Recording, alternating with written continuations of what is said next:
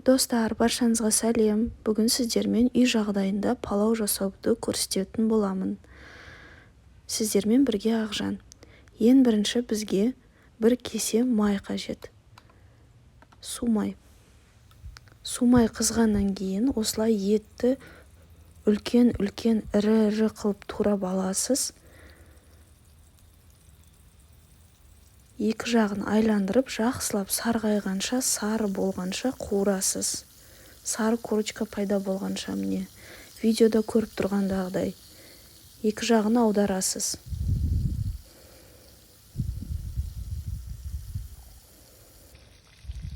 Одан кейін пияз саласыз. Пиязды сарғайғанша жақсылап араластырып қуырып аламыз. Достар, маған подписка жасап, лайк қоюды ұмытпаңыздар. Болашақта сіздермен жақсы рецепттермен және лайфхактармен бөлісетін боламын. Одан кейін сәбіз саласыз. Сәбізді 5 минуттай қуырып аласыз.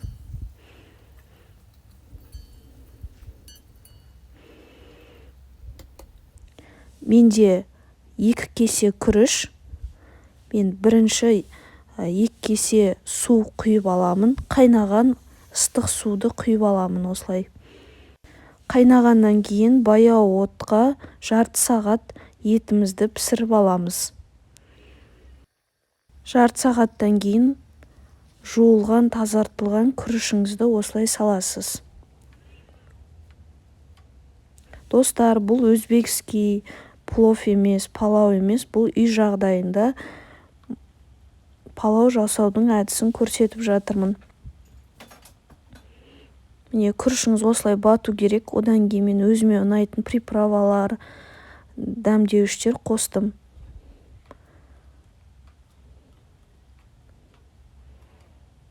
Суы тартылғанша осылай күте тұрасыз.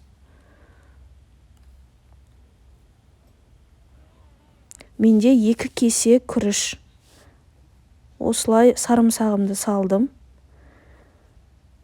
Одан кейін үстіне қайнаған суды қосып, суы тартылып жатқан жағдайда қоссаңыз болады.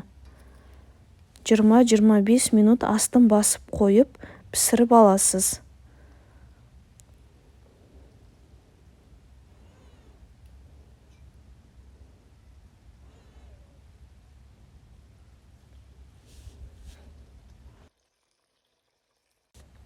Дәмі керемет болып шықты.